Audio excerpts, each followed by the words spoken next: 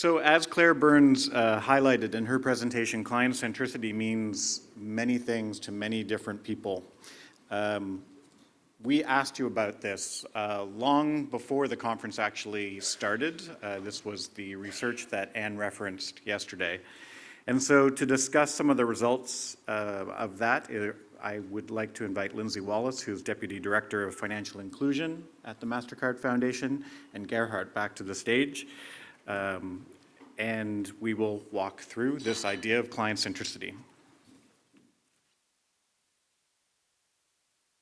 So, welcome everyone again. We gave you a little sneak preview of some of the research that we did. I'm Lindsay Wallace, the Deputy Director of the Financial Inclusion Team at the Foundation, and of course we know Gerhard from his presentation yesterday from CGAP. And we did this survey in part as part of our desire to be client-centric for all of you. So we reached out through SurveyMonkey to ask a number of questions about client centricity to get your perspectives, to understand what your challenges are, and just to get some feedback on what we could do further to advance this issue. And so what we're going to do today, we know we're the last session before lunch, is just to use it as a bit of a jumping off point for a wider conversation on the issue. So I'm going to let Gerhard talk about our first primary finding. Thanks, Lindsay. Thanks very much. You already saw the slide yesterday, and what really sort of struck me was that leadership and culture is far more important amongst the survey participants than understanding client needs. And I want to know why. I mean, you said it. Why? Why is leadership more important than understanding client needs? Did you answer that one, Sharon? Where's the people with the mics? I'm sure somebody is going to say something about this. Because you heard a lot of... Oh, we've got somebody in the back, and there we go. Smart answer. It's just that leadership leads you to understanding your client's needs. So that's Sanjay, how do you see just a bit more? I mean, that's not good enough. You have to work on this one. Okay. As we heard in the morning about MetLife, she talked about the CEO owning the whole system thing. Without the CEO, she almost told us it couldn't have happened. So that's one illustration. Okay. Now, thanks very much. I'm going to ask John to do the second illustration. Yeah, you were forcing us to make a choice. If you say which is more important, chocolate ice cream or spinach, no, I don't like spinach. Chocolate ice cream or chopped liver, I would have to choose. But if you don't have leadership, nothing else matters. Yeah. Right. We will come back to leadership in the second last slide, so I think we must go over to the next one. And although your hands are up, we'll come back to you. Very good. One of the other key questions that we asked is, it was a bit of a pulse of the industry. Where do you think the industry is going? And we're very pleased to see the results that most of you think that we're starting to shift. Only 8% of you said that we are completely client-centric, or that the industry is. 8 are not at all, so I guess that balances each other out. But we've got over half starting to shift, and 28% almost there. Interestingly, we also asked you this question about your own organizations, and you found that you were much more client-centric than a lot of the wider financial sector than you were talking about. So either we've invited all the right people here to SoFI, or you've got a very high perspective of yourself. But we'd be very curious to know, for those who think that they're completely client-centric, why do you think that? Or what are some of the ways that you're starting to see some shifts in the overall industry? Roger. Right at the front here? Yeah, I'm one of those who think that a shift is beginning to take place. My name is Rogers. I work for Hasal Microfinance in Abuja, Nigeria. Now, typically, a few times past, microfinance was probably an exclusive area because people were excluded and a few people were interested in offering financial services. But today, the competitive landscape is changing, And if I go back home, take my case, in Nigeria today, in Abuja, I mean, international microfinance institutions are coming in. Everybody here probably wants to come to Nigeria to do business. So if you continue to dwell in the past, you find out that you lose out. So what's happening now is that, unlike before when clients probably didn't really have a choice, now you are in a situation where only those who can touch the customer at the very heart of his needs will get patronage. And I think that's why a shift is beginning to take place. Thank you. Any other comments? Any other examples of where you're seeing a shift in the overall discourse on client centricity? Examples from the industry?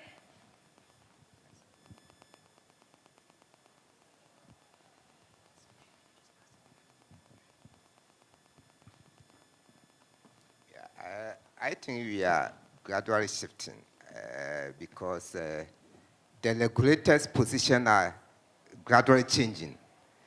If you look at the landscape, the microfinance landscape now, you see that most of the countries are, there's liberalization of the sector.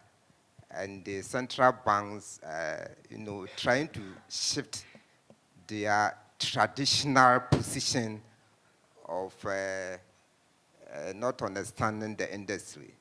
You see that in Ghana, for example, there's a regularization where they have created 4 tiers. The 4 tiers, the first tier is rural banks, savings and loans companies, microfinance companies, second tier, and the other tiers. So you see that we are getting support, which is enabling us to gradually shift to be more focused on client centricity. So I think the regulation also itself is changing a bit. Okay, so we're getting some regulatory support, and competition was a big factor. Lauren. Hi, I'm going to play a bit of the devil's advocate. I think the shift has started. I think we're still in the anecdotal, I talk to a poor person part of client centricity. I think there's a long way to go to really using hardcore data and understanding our clients and understanding their financial habits. Fair. Any other comments down here at the front? There's people at the back. Yeah, my name is Nathan from Finca. I think from a client perspective, we are also seeing a lot of changing dynamics from the way the customers are demanding for financial services. I think there's been a lot of, like Roger said, the competition has built the confidence of the customers, and increasingly every day they are continuing to demand for more. So as an institution, where do you want to position yourself in order to align with the changing customer dynamics?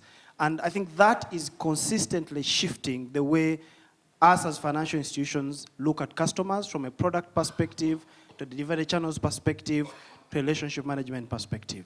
Thank you. Yeah, Back as well. Oh, someone back there? Yeah.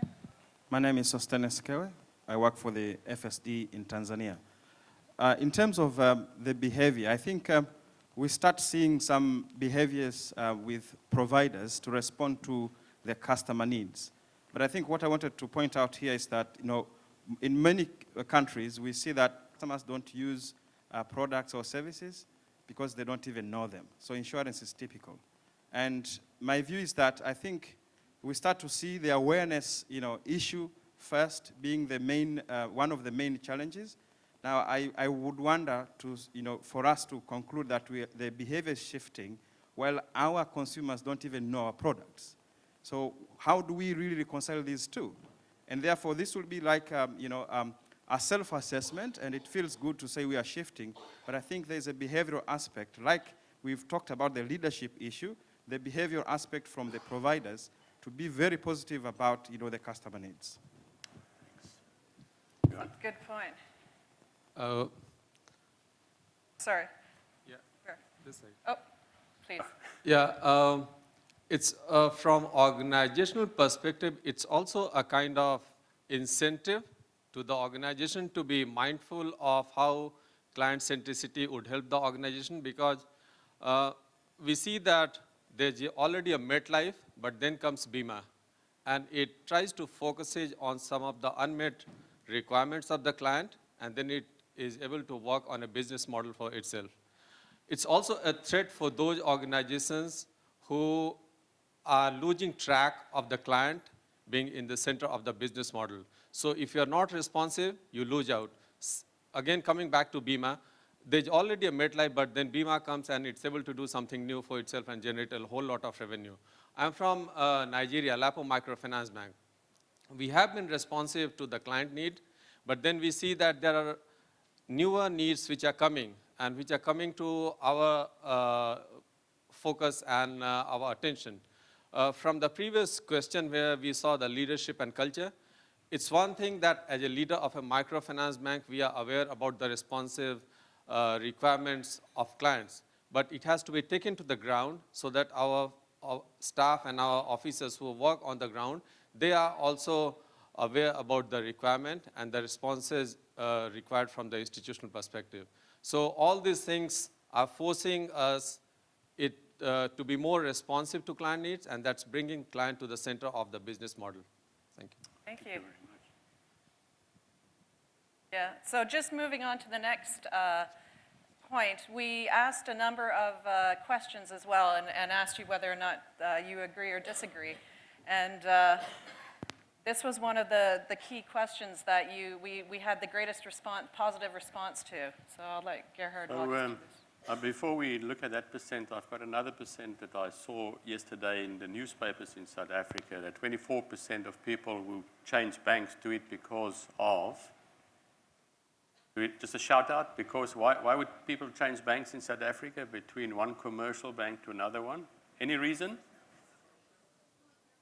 Poor customer service, but just give me, you know what? Rude behavior.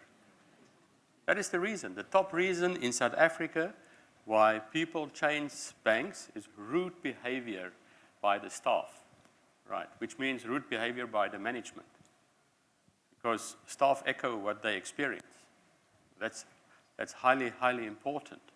A year ago, we had Leon Lawrence from PIP in Turin on stage, and he said, if you don't respect your staff, how can you expect them to respect the client? So I think that's the thing that happens right up there with leadership, and this is where Mr. Stone and colleague there also sort of led us through the story. So here is an interesting one.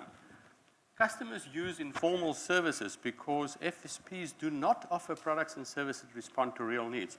Why would people take leave of an informal service and go formal? Or do they? Do they? There must be a view on this.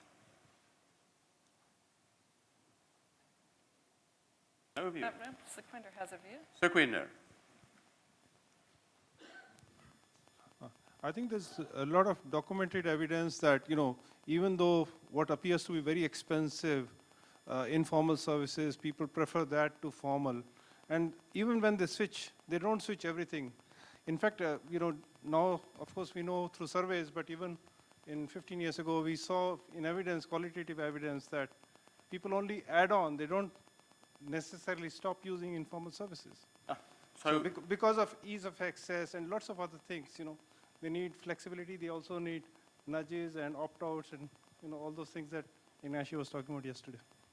Oh, thanks, Sukhvinder. Any more views on this? Because there's an interesting piece of work happening here. Nina? Hi there, Janina from CGAP. I think part of it is also it appeals to a very social and emotional need that financial service providers are not really offering. So that communal sense, the being able to share amongst each other. And it's easy, it's convenient. I go down the street, I do it, I do a savings group with people that I know. It's actually interesting that this sort of social compact, social contract, social relationship is a very difficult thing to replicate, but where we see it sort of alluded to in user interface and user experience, we see good reaction normally. Any more views on this? Oh, back there. Steve. Now, Mr. Peachy, I didn't see you, so I was worried that you're not in the room if I call you out, so there you are. I was just hiding in the back. But I think it's something also Bob said earlier, the informal got nanoization long before we even knew the word nano. And that we have to recognize that is absolutely fundamental. Coming to Sequinder's point, though, I think part of the bridge to formal is a level of autonomy which says, I don't want to give up on my social networks, but I don't want to spend all my life in them. You know, I do want my own money in my own little account. And that's something the formal suppliers, you know, can offer, but you have to get the nanoization and the convenience right. So it's not obviously an either or, it's in addition to, and it's very much really learning from what the benefits from the informal services are. These were the 4 top challenges that you highlighted in our conversations. And 1 and 2 we found very interesting because in many ways they're related. Of course, you know, leadership we've spoken about. It's been a big focus of the conference. But staff empowerment, and some of the feedback was very much that, you know, it's good to talk about client centricity. It's good to come up with some broad ideas. But I really need, as that frontline staff person, to be able to make those independent client service related decisions and be autonomous and able to do so and be empowered by my leadership to be able to do so.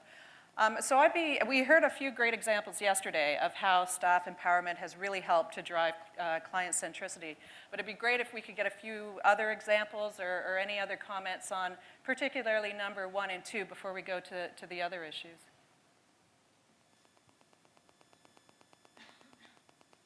And I think with staff empowerment, read agent empowerment as well. I'm coming back again, but I could give you an example. I joined the finance industry way back in 1977. I've been 38 years in this. When I joined, wet behind the ears, I went into a branch and I was asked to report there. And it was a coal mine area. There had been a disaster, and they had been given government money and fixed deposits. They come every month to take the interest. And there was this 50 people sitting there with children and mainly women. So I asked the manager, what are they doing here? Why do you take so much time to pay them their money? They spend the whole day. He said, Sanjay, you don't understand that they come from the village. And when they come, they tell the people I'm going to a bank. And the bank must treat me well. So the longer they spend, the better the people back home feel that they have been well treated. That's customer centricity. I learned in 77. Thank you. Thank you. Any other examples that anybody wants to share? Well, then on number 3, of course, understanding client needs. We've spoken a lot about data and the need for data and the ability to use data to really drive client centricity. And of course, you know, last night we launched our I2I initiative, and we're really hoping to advance a lot of the learning and thinking in the sector along those lines. And then, you know, we've just spent the morning, you know, thinking and understanding the business case. We've had some very good examples. So I'm hoping that, you know, if we do this survey again next year, some of these will hopefully have moved the needle on them. I'm just curious as to whether or not these are resonating with you as your biggest challenges, or if there are other issues that have been coming up for you. Hi, Marem from Microcredit. I just wanted to point out that Claire, yesterday, she was talking about antibodies, which is very important, because she said that anytime you want to start like this client-centric approach, you may have within your organization antibody, like people who are not understanding well what you are going through. And this is very important in the staff empowerment thing, like to make sure what you decide at the top is going to be understand at the ground level. So she was talking about having in each country, each organization, customer leaders, like local leaders, who are like evangelists and trying to explain what is it about, even though the CEO will say, I'm customer-centric, but what is it really like in our world, like the local stuff? So some tangible ways of translating it from the leadership level down to the local level, and particularly the more decentralized you are. And of course, we know CGAP will be coming up with some great toolkits to help us think about this in the future. Thanks. Oh, another comment over here. Monique Cohen. I'm working with CGAP. I think there are 2 issues that we kind of overlook, 3. One is we can collect data, but do we know how to apply it so it's used in a relevant sort of way? I think we have a big problem there. Second one is the relationship in the last mile between the client and the provider. We're used to a relationship that puts the provider up here and the client lower down, and I think there needs to be more of an interaction between the two. And we have to look at clients as much more active participants in the process. And that's one of the advantages, I think, about the informal sector, that there is a better balance between those two. No, that's a very good point. I mean, we couldn't agree with you more on the data issue. In part, that's why we launched this facility. It's really, you know, there's so much data out there, but how are you able to use it? And how is a provider able to use it to really help them with their business? But yeah, absolutely also on the connection between the client and the provider. And, you know, particularly with agents, it gets even more complicated because you have another person engaging. Another comment over here?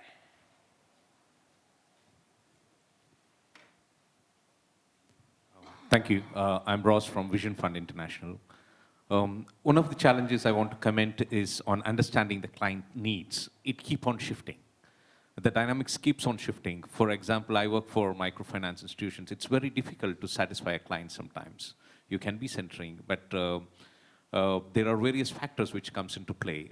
For example, one of the biggest challenges we have in satisfying a client need in microfinance, I'm sure my colleagues in microfinance will agree, is the interest rates. We can never satisfy that, which is a lowest interest rates, I'm still struggling to find out in the many countries I found. So understanding the client needs is still a challenge. And budgeting for a customer survey or a client satisfaction survey is the last in our list sometimes. So that's my comment, thanks. That's very valid. Okay. I'm Devota Minzi from Tanzania, from K Finance. I'd like to comment on staff engagement. I think it's a challenge because in microfinance, the sector is highly labor intensive, and the relationship between clients and, you know, it is something that you can't train at college. It goes with the values, it goes with developing the staff to have that feeling with the customers. But at the same time, because of the nature of the business, the staffs have to have target of numbers, you know, because the profits margin are so low. So it's kind of conflicting. You know, you need to build the staff to be able to empower the clients, but the staff are not empowered. So it's kind of a challenge. It's an egg chicken problem. In order to have good customer engagement, the staff needed to be empowered, needed to be engaged. But at the same time, you have to compete to have the numbers to make the business case. So I see it as really challenging. Absolutely, and I'm just thinking about the phrase yesterday of, you know, with recruitment for Jana Lakshmi, you know, looking for that needle in a haystack. So finding those staff members that embody the values, but also setting up the systems to really support the staff in their frontline engagement and empowering them. So, any other comments on some of the challenges? Comment here, right? Oh, sorry. I'm Petronella. I'm Petronella Ditima from Mastercard. I just wanted to comment on the issue about the cost and the interest rate. What we found out in most of African MFIs is that clients will value good customer service and a good experience more than the charges. We're actually also finding this with MNOs. I come from Zimbabwe, and one of the strongest or most active MNO is EcoNet with the EcoCash. I mean, some people were at the symposium last year, you saw him. But the service is expensive, like extremely expensive. I speak to clients and they say, we do it. Why? It's convenient. I can do it from my home. And because of his network, I mean, he has, of course, they have the monopoly. They have a large subscriber network.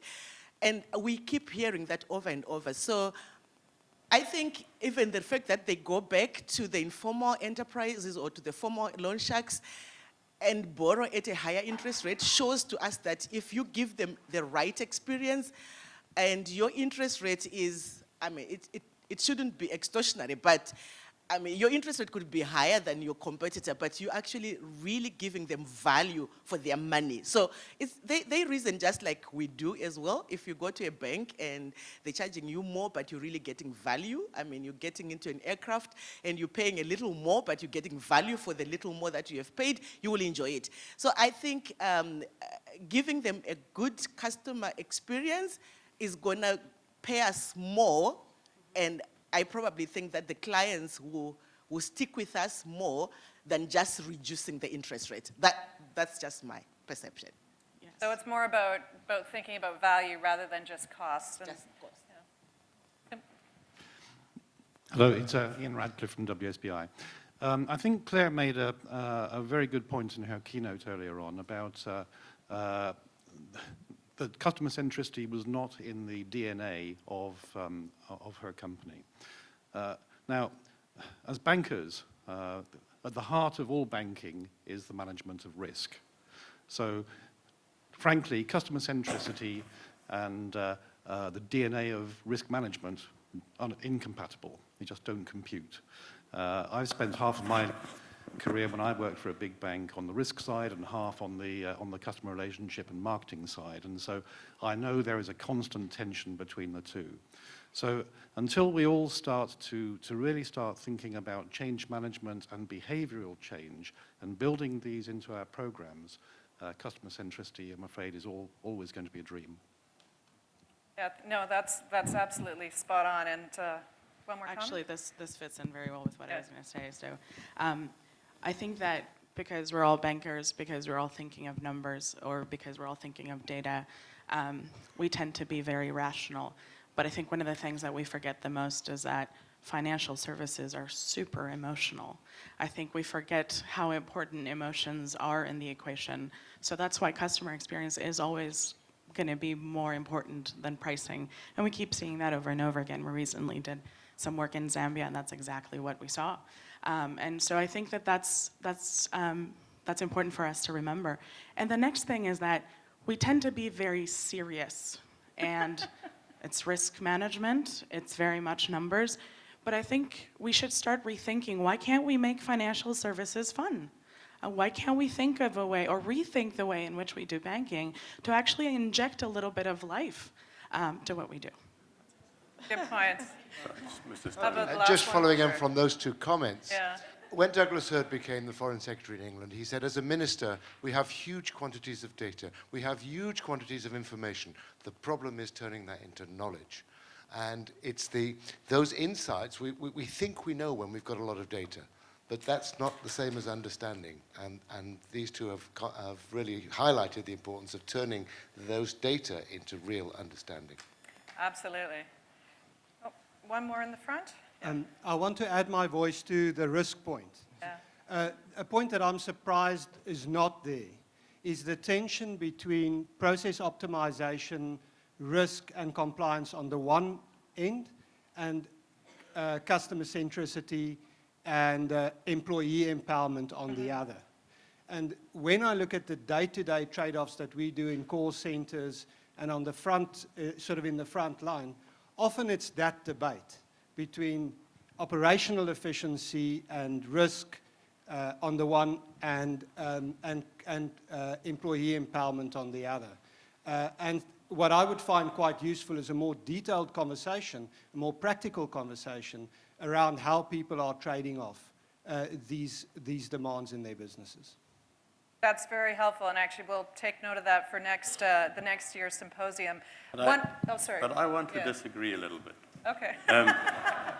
I don't like the words trade-off and incompatible. I really do not like it, because the only reason why we say that is we haven't dug deep enough yet to see how can we turn the incompatibility to compatibility, and how we can trade off into a win-win-win. And I think this is the challenge to us, how we dig deeper into that. And I'll give you an example. And I did sign the non-disclosure agreement when I left Barclays, but I'm going to give you the example. We had a risk officer that was just a great guy, a financial risk officer, but he was as rigid as hell. You know? So you would work with something, and then suddenly he says, no, the KYC cannot be done like that. And then the trick we've learned after a while is that you must understand his job better than he does. And once you understand his job and why he says things and what is the motivation and what he's trying to prevent, then you can actually, with the person, get to solutions. And we eventually, in this specific project, we did a KYC in like 1.5 minutes using stuff that they were satisfied with. And also, it's an interesting thing about risk, and I wanted to raise it. If you go to the financial crime officer of any financial service institution, and you say, what is the risk in your market of, say, terrorism, combating CBT kind of stuff, who's on the list and who's not? They will quote you a figure, and then you ask them, so what is the risk for the low-income people, the middle-income people, and the high-income people? And mostly they cannot answer you. Nowadays, they can start answering you because of proportional risk requirements. They're beginning to do that analysis. So slowly we're moving in a more customer-centric risk assessment direction. And the best will be when we get to a situation where we have technology that we can assess the risk of an individual customer far better than we do now. That's just my little that's a very good piece point. on that. And just to say as well, internal disconnects did come out as, I think it was number 5 or number 6. So, right here. And yeah, thank you. No, I just want to comment on the discussion about it's more about value than about cost. And I think value and leadership are very important, and nobody can contest that this is the most critical aspect of client centricity. But it depends also on the type of client that you are referring to. Here we are talking about financial inclusion, and we want to reach the bottom of the pyramid. So talking about bottom of the pyramid, we always the debate came, it's more about client use, no matter even if the product is very expensive, they will continue to use. The most important is that you have to take care of the quality of service. But I would go against this idea because I strongly feel like this is, eventually we are talking about client at the top of the pyramid. And up to now, we have to reach at the bottom of the pyramid. There is still a lot of effort to be done. We are only at 19% of financial inclusion. Then there is a lot of effort how to go at the bottom of the pyramid. Eventually, there are issues of cost. There are still issues of leadership, issue of empathy toward the client. And I think all these are kind of connected. But now, how can we push toward reaching this at the bottom of the pyramid? Thank you. Yeah, and then Sukhwinder had a word here. And I thought, if we really want to go for client centricity, we should not have one business case. We should have 2 business cases, one for the financial services provider and one business case from the perspective of the customer. For each segment of the customer you're trying to serve, what is the value proposition you're offering and what's the cost? The cost, not just what you're charging, but the cost, the emotional cost, the physical cost, the financial cost, the economic cost that the customer is paying. I mean, Sanjay might be lucky that in 70s people had the whole day to pay, sit in the bank and enjoy, but I don't think people have the opportunity to do this. And somebody who's a trader, they can't afford to leave that trading stall, et cetera, et cetera. There's a huge opportunity cost, or somebody who's got a young mother, young child. So if the business case is made from both perspectives, and if they both tally, then we'll get client centricity. Yeah. Thank you. Very good. Good. So we also asked you, given all of the challenges, given what we know, what is next? And the number one point that came out was motivating leadership. In addition to sharing best practices, which is why one of the reasons we host this symposium along with our partners at Boulder, engaging clients, and then also collecting and applying data. We have heard some really great examples of motivating leadership, but I'd be really interested to hear any others, good examples of this, and whether or not you agree that this is really the next thing that we as a community need to focus on. So I know there's a comment back there. Oh. Maybe before I'm you... here. I wanted to say something. My name is Jennifer Barras. I'm sitting here. Ah, there you are. Yes. Hi, Jennifer. I know most of you talk about client and centricity when you are talking about the subscriber. But there's also this other very important client, that's the agent. And the agent is the very most important connection between the MNO or MFIS. And I have seen this from the experiences that anytime we go to a market in a new country and we set up our system to help scale up the agency for our clients, you find it goes up. Why? Because we are in connection with the agents mostly every other day or every day, and they like it. They keep on saying, we are so glad you have come here. No one comes from MFI or from MNO to see us the way you do. You know our problems, you take back our problems to the client, and then they solve our problems. So that client and centricity, it's next time I'd like you people to talk about, because right now what you're just talking about the subscribers. That's what I take, the customers, so on. But what about the agent, who is very important for any organization to scale up? Because without the agent, you cannot scale up. Thank you. Thank you. No, that's absolutely relevant. We do have a lot of, interesting agent management models that are coming up, and you're so right. They are that kind of critical interface point, and we probably could do more to look at them. I saw a hand over here on the right. My name is Tine Mawacha from Opportunity International. I'm based in Rwanda. I'd like to give an example of leadership. My background is hospitality management, and I was hired by a commercial bank in South Africa, which I worked for a number of years. Then I went to join microfinance in Rwanda. And I had no clue about microfinance, so I spent my first 100 days going into the field, and I'd sit under the trees with the clients, just understanding and asking them what we should do for them. And we compiled a whole lot of information. And when I was asking my team, they'd say to me, we can't do this. The groups, for instance, wanted flexibility in repayments to go from weekly repayments to fortnightly and things like that. And I'd challenge my staff to say, why can't it be done? And there are a lot of things that we changed based on the information we got from the clients. I now do 2 roadshows, CEO roadshows, where I go and I meet with the clients and I understand. Now, here's the business case for me. I took over a business that was making a loss. I took over a business that the portfolio was stagnant. I can tell you now I've had 50% growth in my portfolio. I'm now profit making. That's my business case. I listened to what the customers wanted to be done. And also coming from the hospitality industry, nothing is impossible. So I challenged a lot of the thinking, and it's working for me, and that's my business case. Thanks. Thank you. That's fantastic. Hello, Gerhard. Gerhard, I'm here, right here. Hi. Very cool. I just want to comment on the motivating leadership. Coming from a bank, and I'm sure almost everybody here will agree with me, every leader believes in client centricity, every leader.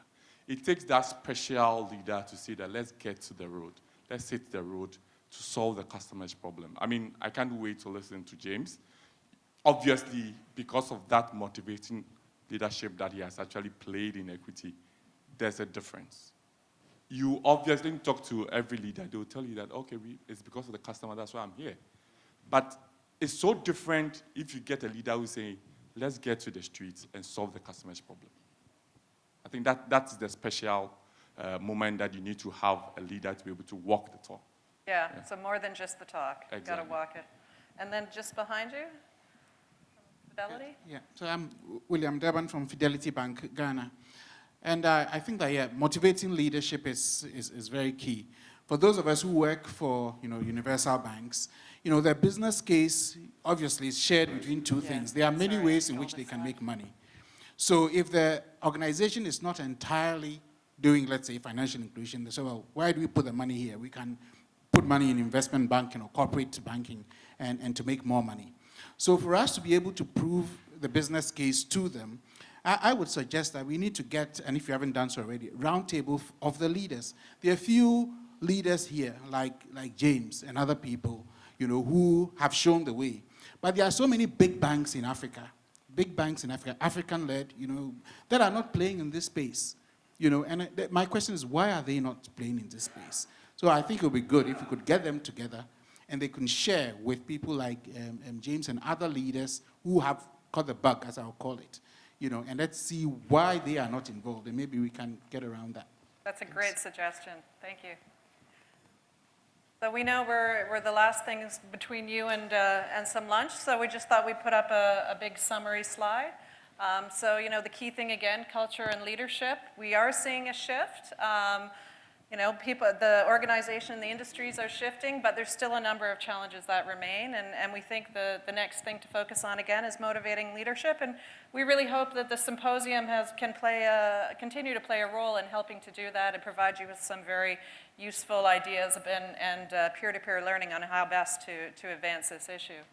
So maybe one or two last comments? But I have a final observation to make as well. And it was a disappointment for me this morning when Claire didn't tell a joke. So I was thinking about this joke that will really tie things together here in terms of leadership and behavior, etc. So there was this retired banker from Equity Bank that was in his retirement. He loves fishing. So every morning he will pack his little boat. He will take a little bit of whiskey, just put it on the side there for medicinal purposes, sunburn and stuff like that, and will drift around down the river. And one day, as he was drifting down the river, his boat bumped against a little island. And as he looked over the side of the boat, he saw a snake just grabbing a frog like this. And he said, "Oh my gosh, but that is so unfair." And he jumped out, and he got a snake, and he got a frog, and he the frog out, and now he sits with the snake. And he thought, well, I have to compensate the snake because I took something away from him. So he got his little bottle of medicinal whiskey, and he poured a little bit in the snake's mouth, and there goes the snake. He gets in the boat, the frog goes, and he drifts down the river a little bit more. And after a while, he heard next to the boat somebody on the side, and as he looked over the side of the boat, there was the snake with another frog.